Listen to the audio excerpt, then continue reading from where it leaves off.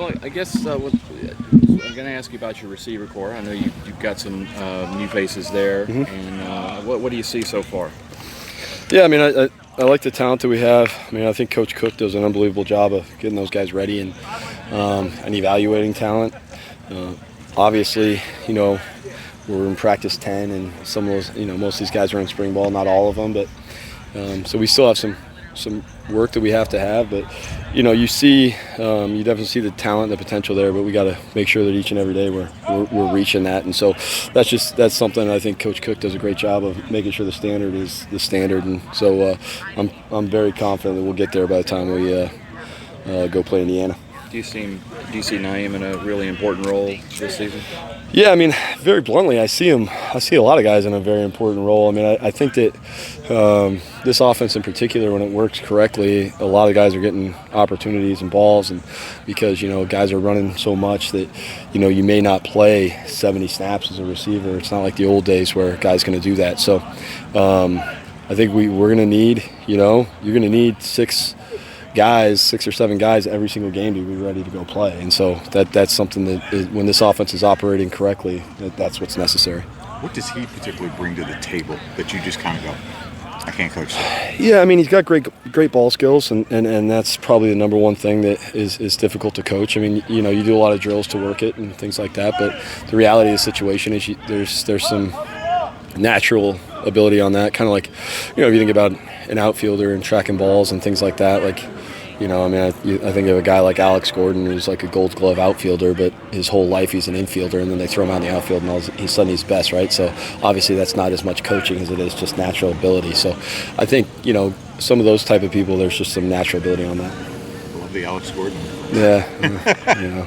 Given that this team, 10 practices in, just your assessment, are you ahead of schedule, right where you belong? Where is this team at right now? I think we're right where we belong. I mean, I think it's always a hard thing to judge because there's going to be ebbs and flows and things like that. And so, you want it to just be a steady climb each and every day, that it's a steady climb. But the reality of life is that it's not. There's going to be some adversity. Some position groups are going to take a step up that day. Some are going to flatten out. Some other guys are going to do whatever. So I think it's one of those situations where, you really are, you got to judge it as a whole, and you're really just worried about being ready for the season, not necessarily, being at a certain point in practice 11.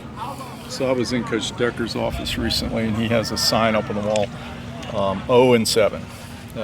You're 0-7 when you've had 3 turnovers or more the last 2 years. Last year, you're 5-1 when you had 1 or fewer. How do you, and he says a big emphasis this year is teaching kids not to commit turnovers. How do you coach that?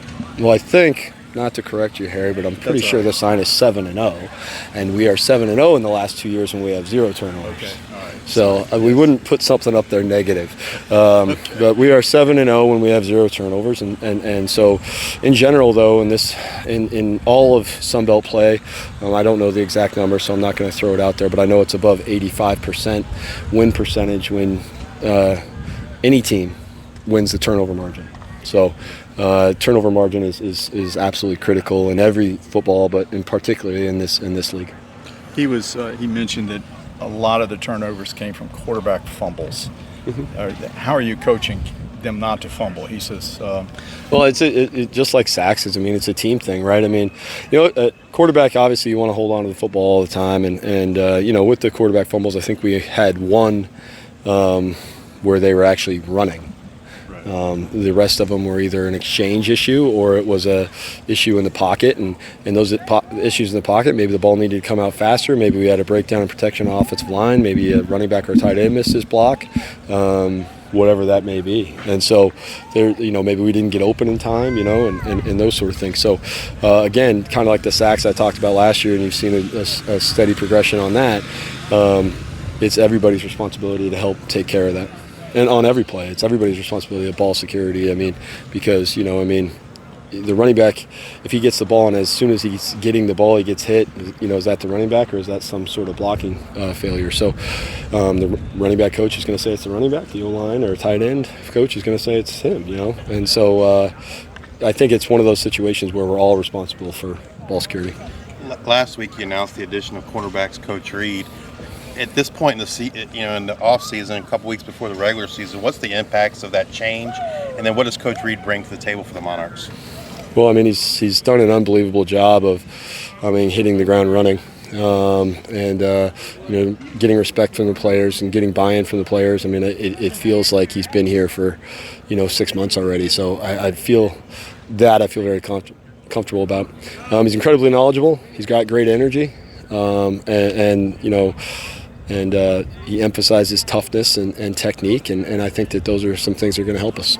Talk about Chris Trinidad, and because everybody talks about Jason Henderson, but do you feel like Chris is like that kind of overlooked guy that you kind of go, yeah, he's a key component, particularly on the line? Yeah, I mean, Chris is a great player. Obviously, we brought him to media day, and he's earned it. He's been here now for 5 years, developed. He's equally as good against the pass and the run. I think he's probably an underrated run defender. I mean, he's very good there. I expect this year, I've seen a much improved in his finish on pass rush moves, so I expect those numbers to go up too. But he's also, there's been some times where he's hit the quarterback and caused either incompletions or turnovers and things like that maybe you don't get the sack, but some other things are going well for you. So I think that, he's a guy who's going to have a big year for us. I asked you about the receivers a while ago, and just looking at the roster and in your practice, it looks like you have a lot more length this year at that position. Was that an emphasis, point of emphasis? I wouldn't know if it was necessarily an emphasis. We're not going to sacrifice skill for length and those sort of things. But, if we were going to choose between two guys, we were looking for a little bit more length than maybe we've had in the past. That being said, I mean, if they were giving out 6 years of eligibility, I'll take Isaiah back, anytime, and he's not the longest guy in the world. So it's one of those things where, we did want to make sure that we got a little longer, but we weren't going to sacrifice speed or skill for that. All right. Thanks, guys. Appreciate it. Thank you, Ricky. Hey, Ricky.